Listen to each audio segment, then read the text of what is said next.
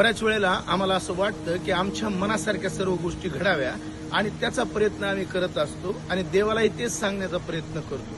परंतु आम्हाला देवाची इच्छा ओळखून घेणं फार महत्वाचं आहे. लूक ऋषिवर्तमान याचा 9वा अध्याय याच्या 51 ते 54 वचनामध्ये आम्हाला पाहायला मिळतं की ज्यावेळेला शिष्य शमरोनातील एका गावामध्ये गेले आणि त्यांचं स्वागत झालं नाही, म्हणजे त्यांच्या मनासारख्या गोष्टी घडल्या नाही, त्यावेळेला त्यांना राग आला आणि ते येशूकडे परत येऊन येशूला म्हणू लागले की जशा प्रकारे एलियाने स्वर्गातून अग्नी ओतला तशा प्रकारे तुम्ही अग्नी ओता आणि या संपूर्ण लोकांना मारून टाका.